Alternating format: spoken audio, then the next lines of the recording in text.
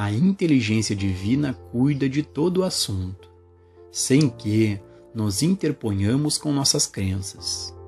E isso reforça o ponto de que um praticante nunca deve dar conselhos humanos quando é chamado para obter ajuda. Por exemplo, em casos conjugais, ele nunca deve aconselhar separação, divórcio ou a continuação do casamento. Ele não deve ter opinião alguma sobre isso. Ele deve fazer contato consciente com Deus e deixar Deus fazer pela vida daquele casal o que ele quiser. Se a vida deles for mais bem realizada juntos, todos os obstáculos a essa união serão removidos. Se, por outro lado, for necessário que eles sejam separados para encontrar a realização individual, este espírito conscientemente percebido trará a separação rápida e sem dor, sem perda para nenhum dos dois. Se o praticante entra em tal caso com uma noção pré-concebida de qual deve ser a demonstração, ele está operando no nível de um conselheiro matrimonial ou de um conselheiro psicológico, e isso não é cura espiritual. A função de praticante não é determinar se uma pessoa deve ser casada, solteira ou divorciada, se deve morar nesta cidade ou naquela cidade, ou neste país ou naquele país. A função do praticante é ir a Deus, fazer uma união consciente com Deus e, em seguida, deixar a presença de Deus fazer o que quiser. A única coisa essencial: a compreensão da presença de Deus. O princípio de alcançar a unidade consciente com Deus é eficaz em todas as atividades da vida. Quando estou dando uma palestra ou dando uma aula, nunca vou a Deus pedindo uma mensagem. Quando eu medito, é para perceber a presença de Deus, e quando eu a alcanço, a presença de Deus fornece a mensagem. Se eu fosse a Deus por uma mensagem, estaria indo por um efeito ou por uma forma, e perderia a essência. Se eu não buscar uma mensagem, mas desejar apenas a presença de Deus, será a presença de Deus que falará e dará a mensagem que deve vir através de mim. Muito do que está em meus livros eu mesmo não sabia, até que tudo começou a fluir, e fui ensinado ao mesmo tempo que os alunos. Não tenho como obter conhecimento, exceto quando ele vem por meio da inspiração. Então, por experiência, aprendi a não querer mensagens, a não querer pacientes e a não querer alunos. Só uma coisa eu quero e preciso: o sentimento e a consciência da presença de Deus, a consciência de minha unidade com Deus. Deixe-me sentir que Deus está vivendo minha vida, e vou confiar em mim mesmo para dar a volta ao mundo sem mala ou roteiro, ou para qualquer aula sem uma mensagem. Deixe-me sentir que Deus está segurando minha mão, que a presença de Deus está comigo, e, como Daniel, também não terei medo de leões, mas gostaria de ter certeza de que tenho Deus bem ali ao meu lado. Ou eu poderia ficar muito assustado até com um gatinho inofensivo. Se fizermos nosso contato consciente com Deus, nossa vida se cumprirá de acordo com o plano de Deus, não de acordo com o nosso esboço do que deveria ser. E o plano de Deus geralmente acaba sendo muito melhor do que qualquer coisa que poderíamos planejar. Não existe poder pessoal, e aqueles que acreditam que existe, mais cedo ou mais tarde, encontram um poder maior do que eles próprios, e às vezes são quebrados por ele. Mesmo confiar em Deus para algo pode ser perigoso, porque muitas vezes não é em Deus que nos apoiamos, mas em uma ideia em nossa mente, uma crença ou um conceito de Deus, e não podemos nos dar ao luxo de nos apoiarmos nisso. A única coisa em que podemos nos apoiar é o nada. Nada que sabemos, nada que possamos ver, ouvir, saborear, tocar ou cheirar. Nisso podemos nos apoiar, e realmente nem teremos que nos apoiar, estaremos descansando no ser de Deus. Pois os meus pensamentos não são os vossos pensamentos, nem os meus caminhos os vossos caminhos. Minha paz vos dou, não como o mundo a dá, eu vos dou. Os pensamentos de Deus e a paz de Deus transcendem a compreensão humana, mas eles vêm apenas para a pessoa que fez a união consciente com Deus. Nessa união, todas as coisas aparecem no mundo exterior. Perdendo o medo dos efeitos. A correta mensagem da verdade colocada em nossa consciência, pensada, ponderada e meditada, vivida e praticada, desenvolve um estado espiritual de consciência.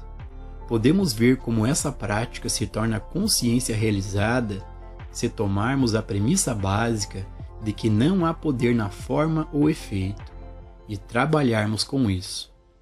Esse princípio pode ser testado colocando-se dinheiro na nossa frente e observando, para ver se há algum poder nele.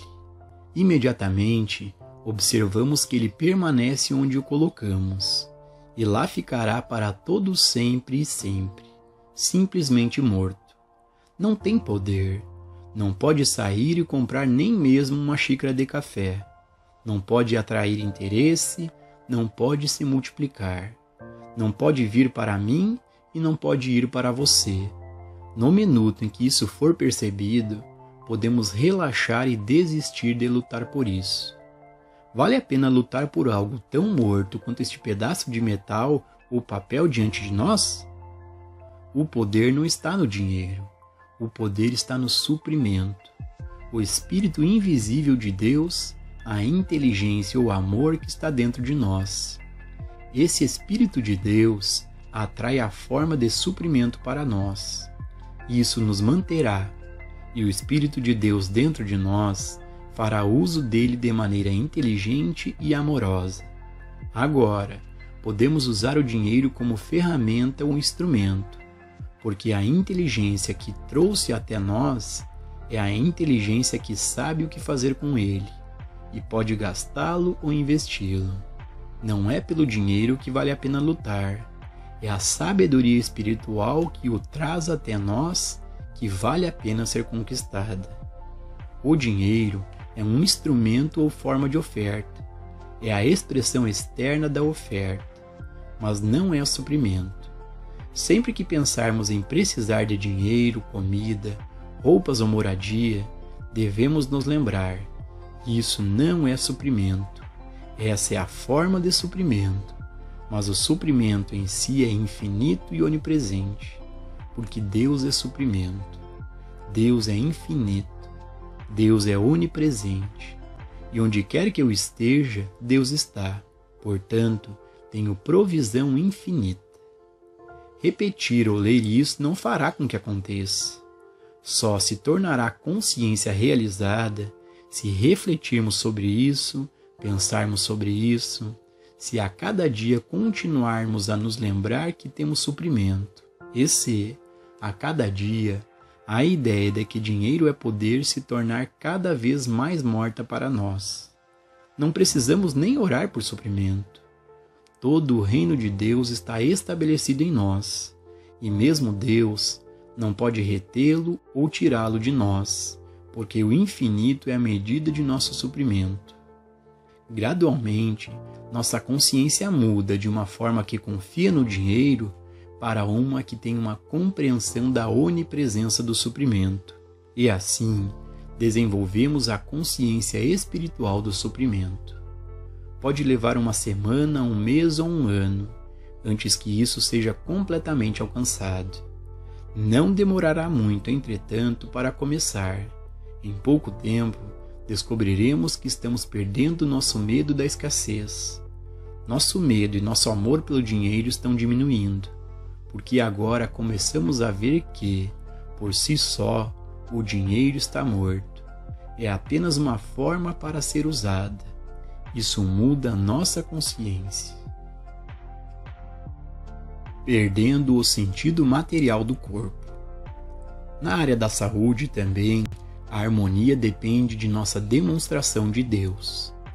Existem pessoas que sofrem de doenças, e por trás desse sofrimento está a crença de que a harmonia depende de algum órgão ou alguma função do corpo. Toda a vida humana é construída sobre essa premissa. Se alguma coisa acontecer ao coração, morreremos.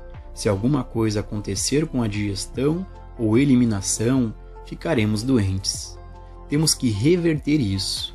A vida é Deus. Portanto, a vida não depende do coração, do fígado ou dos pulmões.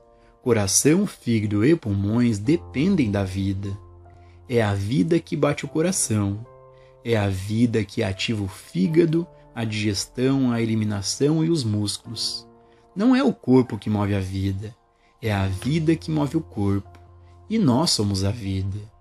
Contanto que possamos dizer: eu sou.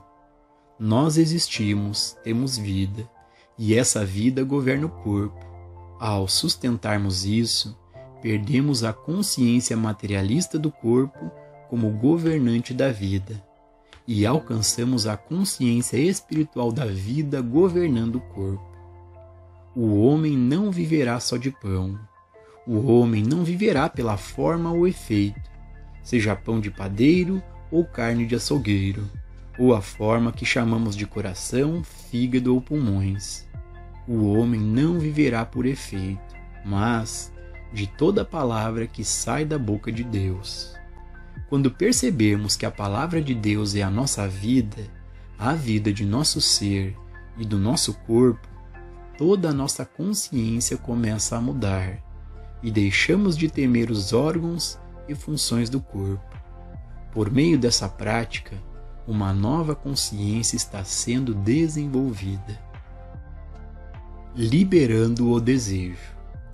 As barreiras para o progresso espiritual são nossas esperanças, ambições e desejos, mesmo quando eles são bons. Alguns de nós não podem dispensar a busca pela saúde, e outros não podem dispensar a busca por aluguel, comida, roupas ou companhia. Sempre uma dessas carências ou desejos é o que sentimos que deve ser resolvido primeiro. Acreditamos que se pudéssemos nos livrar dessa nossa dor, poderíamos buscar a Deus, ou, se pudéssemos demonstrar mais suprimento, poderíamos pensar em Deus. Não, funciona ao contrário.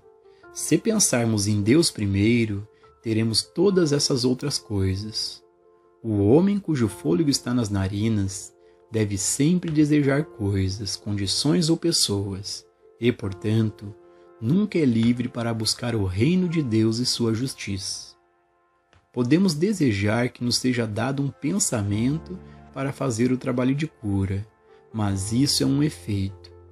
Podemos querer receber uma verdade sobre o suprimento ou uma companhia, mas isso também é um efeito. Até mesmo desejar bons pensamentos é desejar efeitos. Não desejamos bons pensamentos. Desejamos apenas uma coisa: paz, paz, paz. O desejo é sempre a barreira para o nosso progresso e, certamente, uma barreira para a realização da meditação.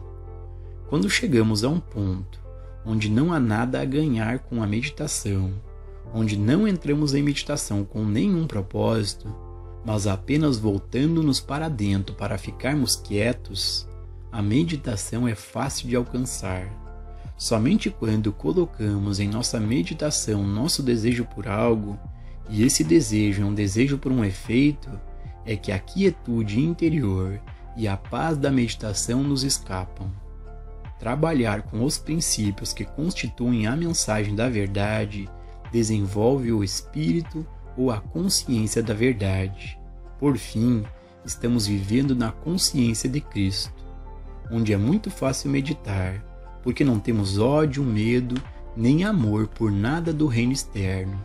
Até mesmo nosso amor pelos amigos e pela família assume uma natureza espiritual, o que faz com que eles mudem em relação a nós, para que não se apeguem a nós como antes, ou dependam ou confiem em nós. A percepção de que Deus é a realização de nosso ser os torna livres para amar, porque somos livres para dar e receber sem qualquer apego ou dependência. Podemos amar nossa família sem acreditar que eles nos devem nada, e sem sentir que devemos nada a eles, exceto amá-los. Eles têm o mesmo Deus que temos, e agora estamos unidos por um vínculo mais próximo do que nunca. Estamos unidos naquele vínculo de amor que pode dar e receber gratuitamente, e nunca sentir que, ao dar, nos privamos de qualquer coisa, ou que, ao receber, privamos outra pessoa de qualquer coisa. Chegar à realização de nossa unidade com Deus é a experiência mais libertadora do mundo.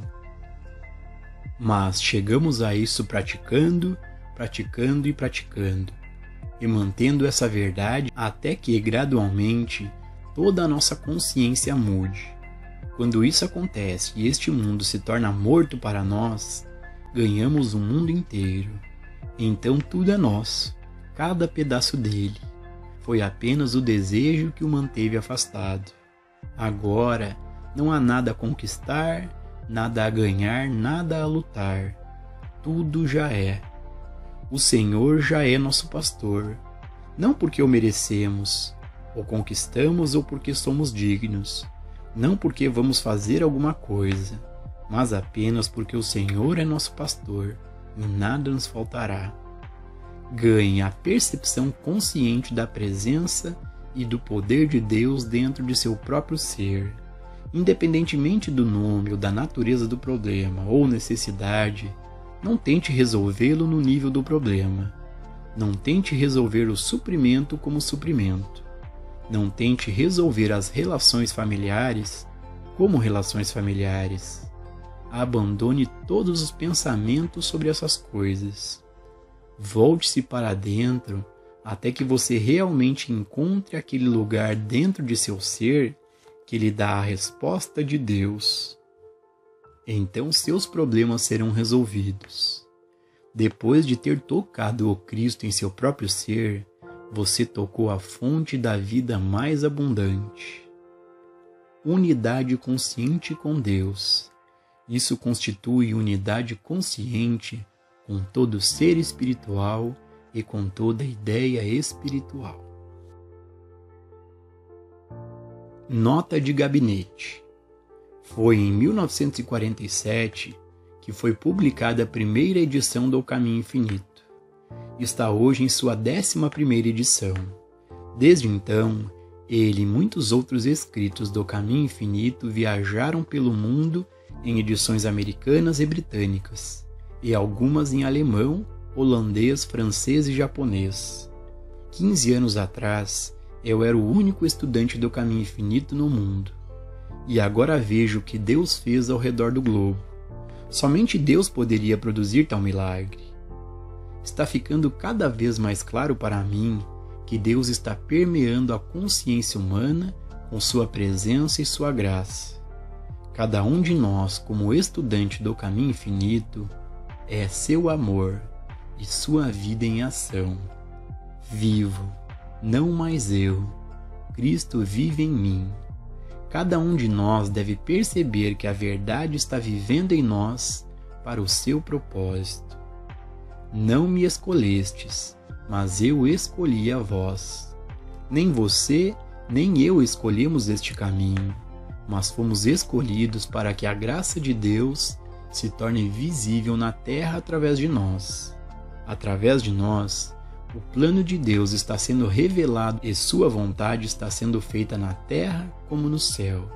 Assim como Deus sempre escolheu seus templos, professores, discípulos, apóstolos e alunos, Deus escolhe hoje aqueles homens e mulheres dedicados à união consciente com Ele para aparecerem como o templo da verdade, evidenciado em todo o mundo.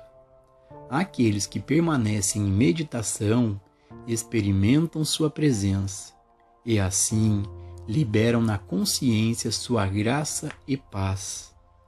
Nada posso por mim mesmo, mas posso todas as coisas em Cristo que me fortalece.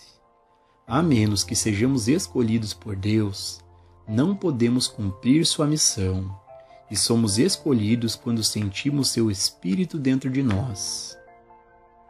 Mas o homem natural não recebe as coisas do Espírito de Deus. Somente aqueles em que seu Espírito habita conscientemente. Pelos seus frutos os conhecereis, e assim sabemos se o seu Espírito habita em nós. Se levarmos a sua graça e a sua paz conosco em qualquer lugar da vida em que andemos. Não precisamos deixar nossas casas ou negócios, mas devemos levar para eles seu conforto, cura e paz. Sejamos sempre reconhecidos por nossa consciência de que a alegria e a paz que trazemos são dele.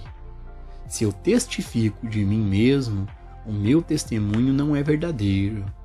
É a vontade do Pai que conforta, cura, abençoa e multiplica. Por sua graça, somos a luz para que sua vontade seja feita, não a vontade ou o pensamento do homem.